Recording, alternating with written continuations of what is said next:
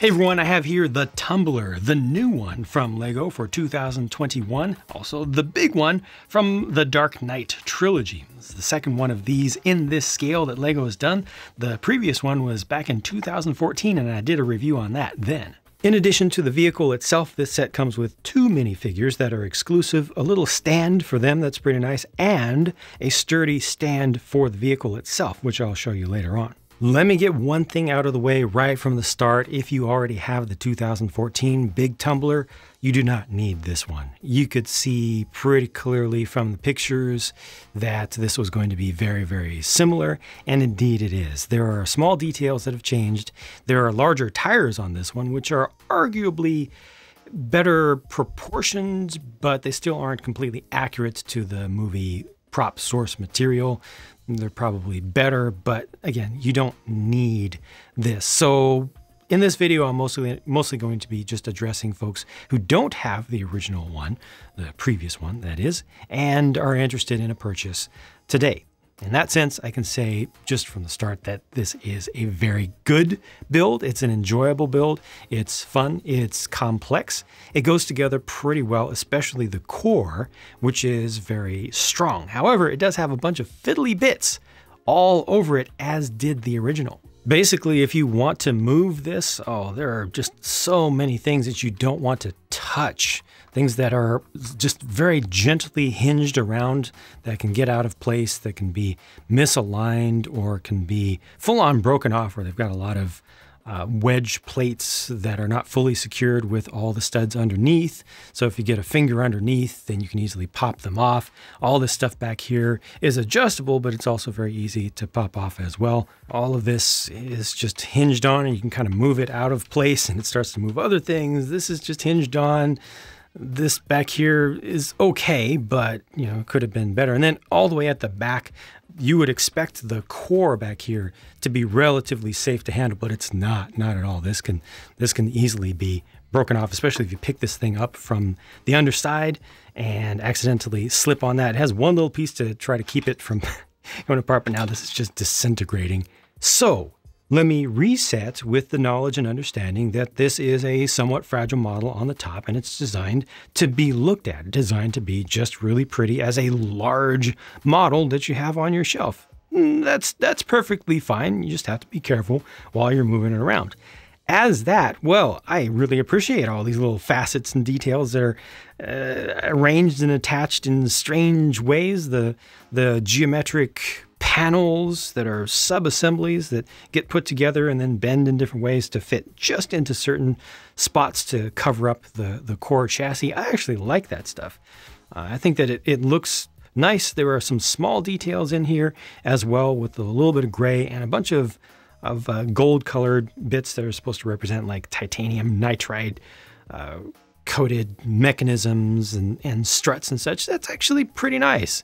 There's a lot of structure to this. There are a lot of studs, probably a lot more than you would expect to see on a big set in 2021, but this is not a full redesign, and I feel like the shaping is pretty good here. I'm personally okay with the overall design strategies that were employed for this, but I can understand that a lot of folks are going to be a little bit disappointed that there are so many non-smooth surfaces. Of course, LEGO itself has been very clear that they are not afraid of studded surfaces. They're actually kind of proud of their whole system, and I applaud that. I think that this would have had to employ probably 1,000 more pieces, if not more, to make it more smooth. I'm personally liking the look of this. Now, one of the major things that's changed with this version compared to the previous is the inclusion of these large chevron style tires.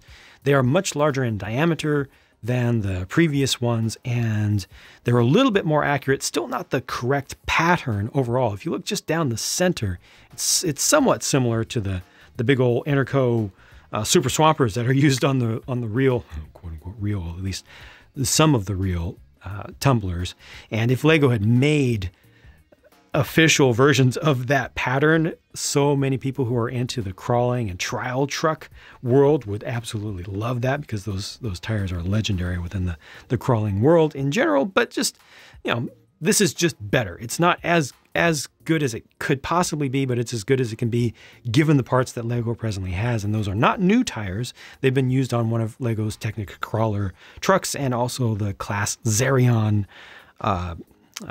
tractor. Tractor that they've done before, the green one. Prints. These are prints right here. That was a surprise to me. There are 4 of these, 2 on either side. Nice to get those printed up. It's a perfect candidate for that. And then here in the center, in the middle of the mandible region of the vehicle, this is a printed large window piece, which is very nice because that gets in smaller details that would have required a lot of bulking up to do with tiles. And even at that, I don't think it would have been entirely possible to get it that accurate. And this is a see-through piece. It's transparent, dark brown, or trans black as we frequently call it. And this is a big improvement over the original version in terms of its screen accuracy. And there's a little bit of detailing around the sides. You got the small lights in there as well. And the tires that are used on the front here, while I'm at this spot, these are the same as the ones used on the original and also on the standalone limited edition Bat Pod. This does not have Bat Pod transformation functionality in it, but it's nice to see these really cool tires still being used. They're like sprint car tires. Also, while I'm looking here at the front, I want to point out that the front tires, at least as far as I can see, are a little bit closer together on this one than on the 2014 version, which makes this just a little bit more accurate to the main hero version props in the movie, given that it's intended to have a really, really narrow front and then just widen and widen and widen towards the rear and just get bigger and bigger and more bulky. I think that this captures that overall look a little bit better, although I personally don't like the look of this section right in here. By comparison, it's a little bit flat. There is some shaping to that because this is angled in. There's another one of those bits that can just be moved around. It's angled in front to back. It's also angled in from the side, so on two axes there. But this could have been bulked up just a little bit. One other thing that I really hate to see here, and I hate to have to complain about it and hate to have to use the word hate so much, but I do absolutely hate that blue Technic pin. Am I beating a dead horse? Sure. It needs to be beaten. It needs to be beaten to an absolute pulp. It needs to be atomized. And then it needs to be taken out of existence because LEGO, that's not cool for a $230, supposedly all black with just a little bit of special other detail collector model. No, need that to be replaced with black. Thank you very much. Okay, there's some interior detail on this again as well, and it's really easy to get access there because you just pull up these roof segments, easier with 2 hands. They're not attached at all. They're just sitting in there, which is perfectly fine. Now, it is a little bit difficult to see the details, but they've got the 2 large bucket style seats. Those are just the backs. They're angled back quite a bit. Here's the base of the passenger side seat, and rotating this up a little bit, you got that major control lever there in the center, and a lot of screens and consoles that are, again, going to be a little bit difficult to see. All of those have stickers on them. Try to show you that detail a little bit better, but you'll see just exactly how many stickers there were for the interior once I show you the sticker sheet. But there's the main control yoke, and there are more of, well, you can see that there are some of the screens right there, and more screens on the passenger side as well. There are a couple of them, and there are more. You can see the 2 on the right-hand side. In addition, back here at the front, beneath this printed glass piece, is another small console. So this is for the prone operator's position, and you can see that just a little bit if you look through the window from the top. I wanted to take this off so that you could see it more properly. Let's go ahead and move on to the stand. This is one of the last things that you build in the set. Interestingly, of course, it comes with the Ultimate Collector Series style of plaque with a large sticker that you have to apply to a 8x16 tile. This is very sturdy, actually does not waste a lot of pieces. It's pretty minimal, but it provides just a little bit of rearward angle to the thing and just fits into a slot amongst the Technic brick foundation on the base of the chassis of the Tumbler. Now, there are a few interesting things about this stand setup, interesting in bad ways. First of all, the stand was mandatory to the design of this revamp to get the weight of the vehicle off the tires. I don't remember how the rear tires felt on the 2014 version, but these front ones you can still see are very, very soft. They have very thin walls to them, which means that with all that weight, you will get flat spots on the underneath, on the underside, where you leave this on display. You don't want something to be damaged over time, and Lego doesn't want things to be damaged over time. They have rules about that. So this stand gets most of the weight off the surface, but it actually does not get all the weight off the surface because these rear tires now are still on the ground. Now it's not full weight on them, but it's a lot of weight on them, a fair amount of weight on them to the point where if you try to move this, it's intended to rotate on a turntable in there. You almost can't. Like, you have to rub rubber against the ground or lift the whole thing up from the back in order to get it to rotate around. Now, once you do that, it has less weight on there because now this side is completely free. The other side is still just barely touching, but it's better, and you can see the plaque much better like this. It kind of looks like the whole thing is jumping a little bit.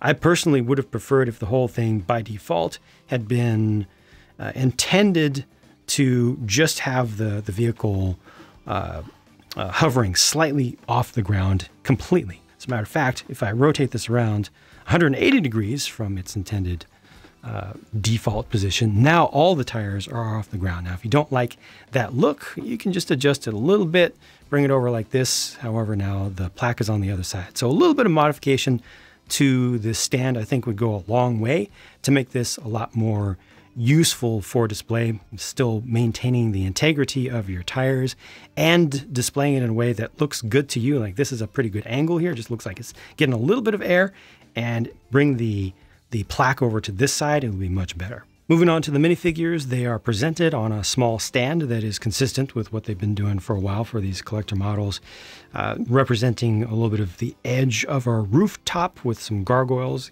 from Gotham, obviously. I mentioned fiddly bits on the Tumbler. These gargoyles are also very fiddly, so be very patient building them that one time and then just never touch them again and you'll be okay. On the left is Christian Bale Batman with the copper print for the utility belt. The light has to hit it just right for it to really shine, but it's pretty nice, pretty well detailed. The production work there is good.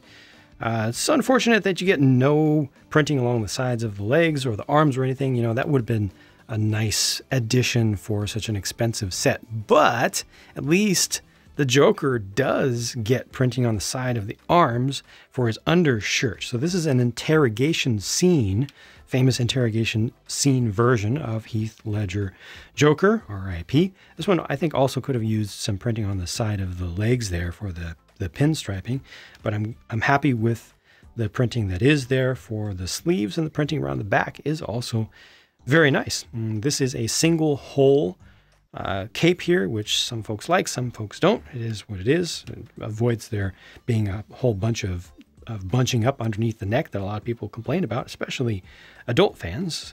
It's kind of a darned if you do, darned if you don't sort of situation. Really good print around the back of the torso there. Very, very finely detailed.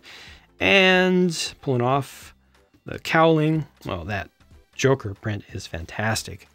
That is great.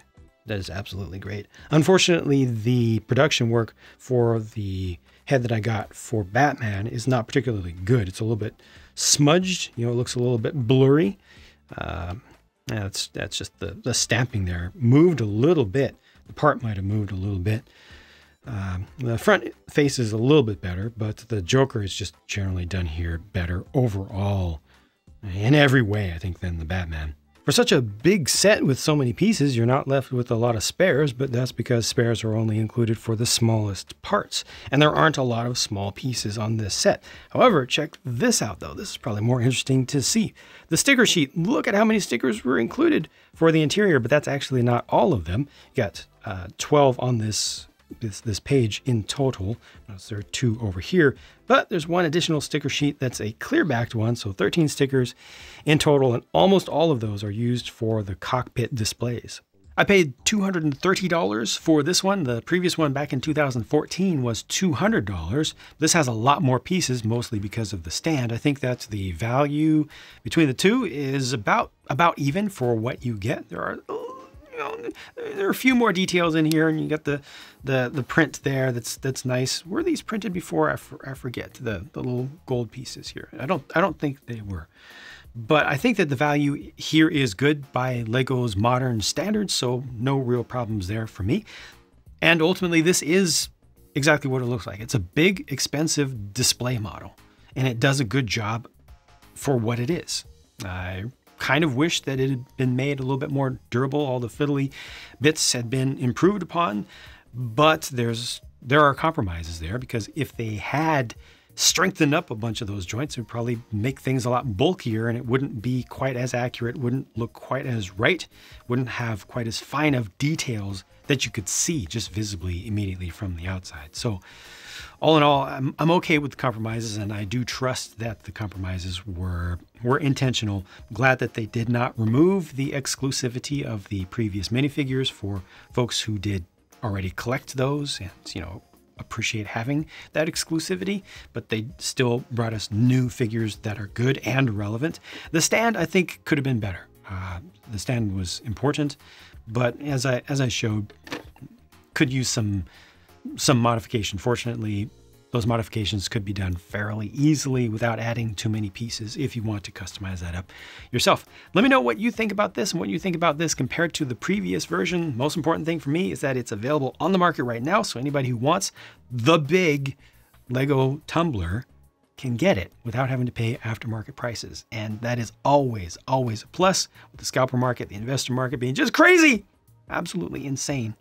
I'm all about pro-consumer, especially pro-regular consumer. Yeah, I guess you got to be a little bit above a regular consumer to buy something this expensive, but still, just normal people. I want things to be done that are in favor of just regular people who aren't super, super, super rich and just want to enjoy some Lego. So that's what this provides, and I'm happy about that. Let me know your thoughts in the comments, and I'll talk to you again soon.